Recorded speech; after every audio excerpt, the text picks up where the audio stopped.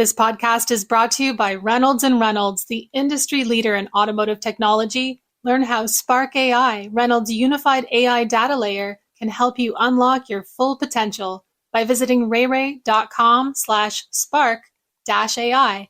That's rey.com/spark-AI. Welcome to Daily Drive for Wednesday, July 16th, 2025. I'm Jamie Butters, Executive Editor of Automotive News here in Detroit. And I'm Jake Neer in Detroit, in for Kellen Walker.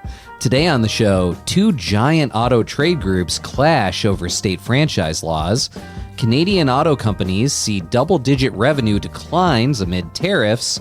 And GM names the gas guzzlers it will build at a would-be EV plant in Michigan. Plus, Redwood Materials is betting big on used EV batteries that can be repurposed for power storage. We'll hear from the company's Chief Commercial Officer, Cal Lankton. It can take any pack from any manufacturer of any chemistry, of any state of health. Let's run through all the news you need to know to keep up in the auto industry. A group representing automakers has asked the U.S. Department of Justice to examine whether state franchise laws restrict competition and harm consumers. The move by the Alliance for Automotive Innovation is provoking a battle with the National Automobile Dealers Association in an auto industry clash of the titans.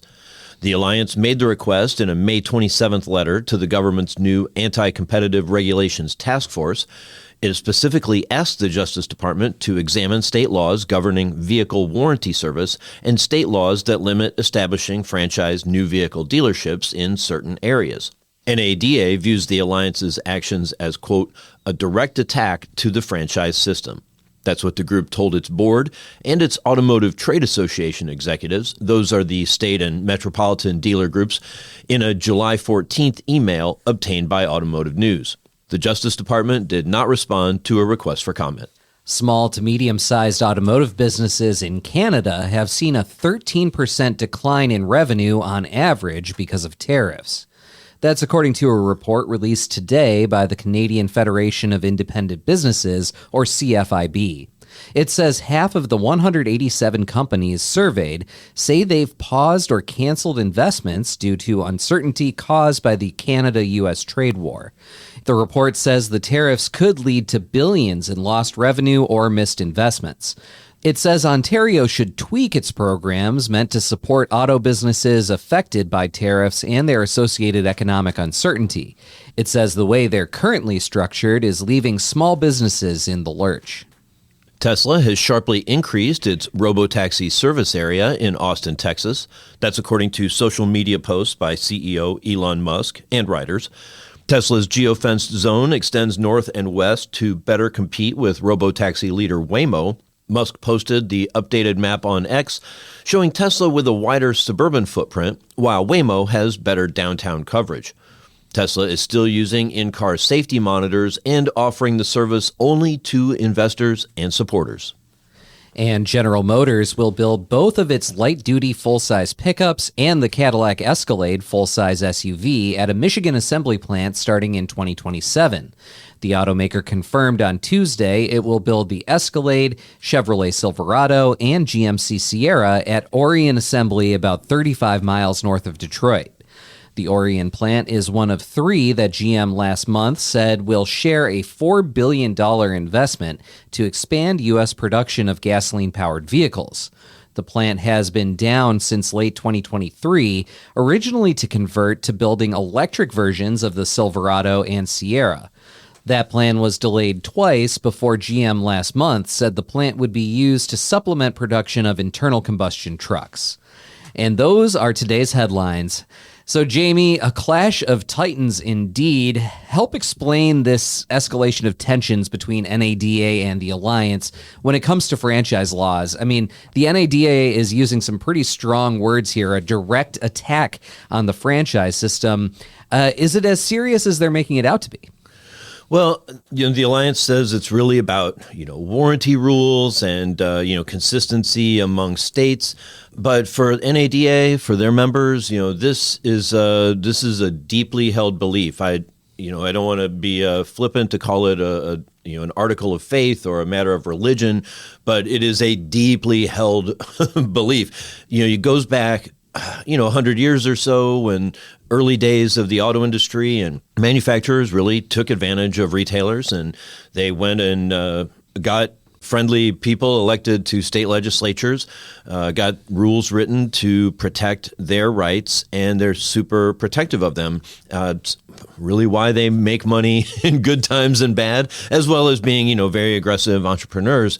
But they do not want any threat to those protections, and especially coming from their automaker partners has to cause some real tension. Well, coming up, we'll hear about Redwood Materials' venture into grid storage using old EV batteries. That's next on Daily Drive. As your business gets more complex, it feels like productivity can't go any higher. You need a way to move forward to a future where you don't have to start every interaction from scratch. You don't have to search for actionable information. You don't have to manually pull data to make decisions. You need a future where the complex is made simple and you can do more with less. How do you get there? It all starts with a spark. Unlock your full potential with the next generation of automotive dealership technology that actually does some of the heavy lifting for you by texting leads, transcribing calls, making data-backed recommendations, and boosting your overall productivity so that you can spend your time and energy on what truly matters. Selling cars and growing your business. Spark AI, Reynolds' unified AI data layer, can empower your dealership to operate more efficiently and effectively than ever before, so you can do more, sell more, and make more. To learn how Spark AI can help your dealership reach its full potential, visit rayray.com/spark-AI today. That's REY.com/spark-AI to learn more. Daily Drive listeners like you have access to the lowest price for Automotive News Congress 2025 on September 11th. The event is where the industry's biggest players tackle its toughest challenges. Congress attendees don't just follow the industry, they lead it. This year's featured speakers include Hyundai Motor Group Executive Chair Yusin Chung and General Motors CEO Mary Barra. We are investing in America. We're creating jobs. That's creating IP in this country. And I think, the United States needs to lead in key technologies. Join us to gain the insights and connections needed to steer your business through massive change. To get the lowest price for the event, go to autonews.com/events, select Auto News Congress, and type in the discount code Daily Drive, one word, all caps. We'll see you in September in Detroit. Welcome back to Daily Drive. I'm Jamie Butters with Jake Neer. Redwood Materials has made its name recycling EV batteries and their components, but the company is also repurposing many of those batteries to store electricity for power-hungry sites such as data centers. Cal Lankton is Redwood's chief commercial officer. He talks about that side of the business with our own Pete Bigelow on Shift, a podcast about mobility. Here's a piece of their conversation. I think Redwood Materials is probably best known for its efforts in recycling batteries. Tell us about the new foray into repurposing batteries and giving them second life. Yeah, Redwood Energy, it's our new business that repurposes EV battery packs into low-cost, large-scale energy storage systems, really filling a critical gap in today's power landscape while maximizing the value of these batteries between recovery and recycling. All right. And you have a prime first example of what these energy storage systems look like now running in the desert out in Sparks, Nevada. So first of its kind project.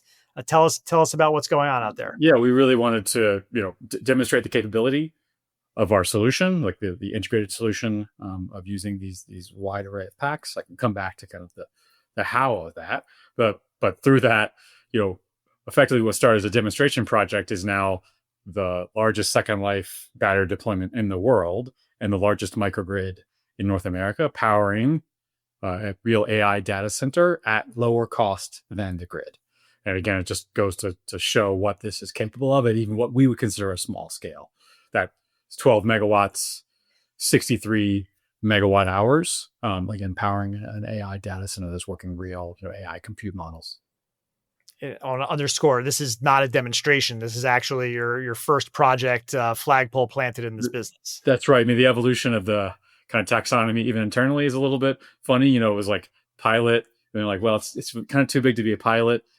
Demonstration, not really a demonstration, because it's actually a real thing that we're getting, paid to do. And now it's really our initial deployment, or maybe the most appropriate framing of that, to focus on speed and show the capability. We are doing it at our own site, but that is just for this first deployment, and then obviously would scale that out across the country, and then over time across the world. Why now on this, Cal? Why is the time right to kind of venture into energy storage? Yeah, let me a couple different reasons. You can say, like, why now in a macro sense, and then why now for Redwood. And maybe I'll talk about the first one, the macro sense. I mean, I think it's pretty well known in the media, or the current zeitgeist of increasing power demand. A lot of that driven by AI, but also overall electrification, increased manufacturing, just an uptick in demand on the grid that the U.S. hasn't seen in decades. And that's driving a lot of constraints on the grid. And it has been demonstrated in specific markets, initially California and Texas, that batteries could play a really important role on supporting new generation coming online, and also supporting the grid overall as a stabilizing force. So there's kind of like that piece. There's another, piece tied to the AI loads in particular. They can be quite spiky. So having batteries to kind of buffer the transients that those loads put on the grid, especially when you're adding, kind of what we call behind the meter generation on turbines or solar or wind, batteries become a critical part of that equation. So there's like the kind of macro need of batteries to support overall demand growth on the grid and grid stability in an aggregate sense. And then there's this like very specific need for data centers as a load type where batteries could be very powerful. That's kind of like the moment we're stepping into. The why Redwood piece, we are have a lot of battery expertise on board. The CEO and co-founder JB, really the progenitor of much of technology at Tesla. I was at Tesla for a number of years, also working on charging and battery. Our CTO and many other folks have experience in this space. All of that was kind of, I'd say, maybe laying dormant as Redwood built its core business on recycling, refining, and integrated battery materials. But our thesis had always been like, this is an opportunity for the future. And I think there's two things that really happened over the last year that pulled forward that thesis for us. They were, one, we just saw a significant uptick in the amount of material that was deployable or reusable, that had life left. I can come back to kind of that point of the material, but that has always been, again, part of the long-term view, like all of the end-of-life EV packs and modules coming out of the vehicles that are being sold in kind of the 2010s and beyond. That's going to come back to us over the next 5, 10, 15, 20 years and drive the feedstock. But that's happening sooner than we thought. And then the second was, let's actually, take through that lens. Let's take some time to say, can we create a solution that is the lowest cost solution to incorporate this broadly heterogeneous supply of packs? And there are other types of solutions for second life storage deployment. We think we're doing something quite unique by using some proprietary technology that we've built that integrates a wide array of packs with as little kind of integration as possible and as little information about the packs as we can kind of operate with. And by doing that integration holistically, we can bring costs down in a meaningful way and create a kind of a new technology segment. So those two things really pulled forward our thesis and said, okay, now is the time to jump into this business. And maybe along these lines of having a wide array of batteries and packs, can you use any type of battery, be it from a variety of automakers or suppliers, variety of battery chemistries? Can they all work together in a single pack, or do you have to pack like-minded batteries together, and just because you have this volume in hand, you're able to do that?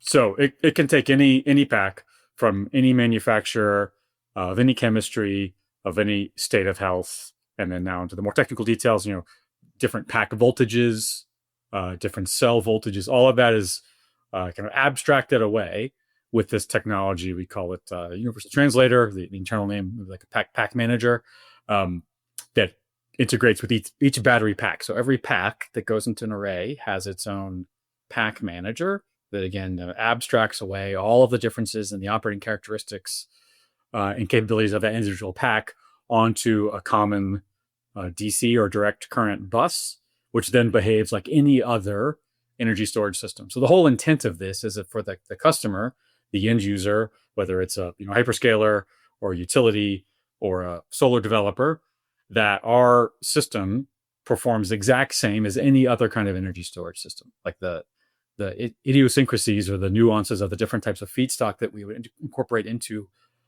a system at the array level is all, again, abstracted away behind that layer of the universal translator, which provides both the kind of communication layer, the power conversion layer, and then also safety as well.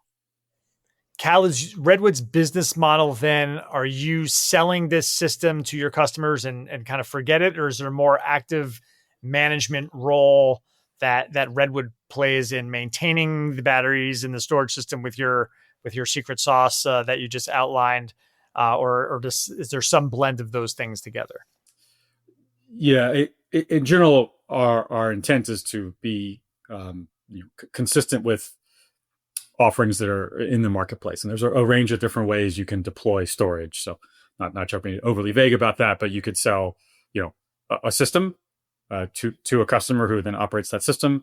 You can sell kind of capacity, what we call a tolling model, which is you're kind of selling energy on a time-bound unit.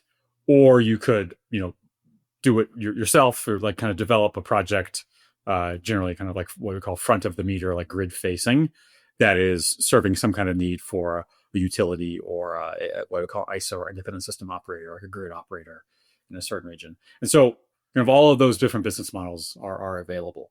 In terms of, what happens like after the unit gets kind of deployed, there is perhaps like a marginally higher operating tempo, because we maintain capacity by removing packs that fail and replacing them with new old packs or other used packs to maintain a certain capacity output. But it's not like, again, the intent would be that all of that is kind of like, quote unquote, behind the scenes for the customer. So they're not having to manage that. We could do that as Redwood. We offer that. There's also third parties who could provide that if the customer is more comfortable with that. So really trying to create a flexible solution that meets the customer's needs, or the needs of a specific deployment model.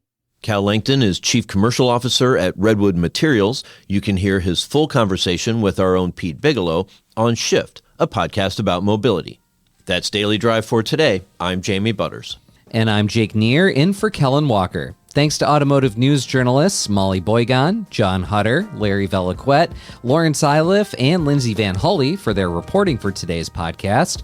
You can get the latest news on tech and innovation, state franchise laws, and everything happening in the auto industry at autonews.com. We'd love to hear from you. Let us know what you think of the show and the topics we covered today. Send us an email at dailydrive@autonews.com or leave us a voicemail at 313-444-2774. And if you enjoy the podcast, remember to like, leave a review, and subscribe so you never miss an episode.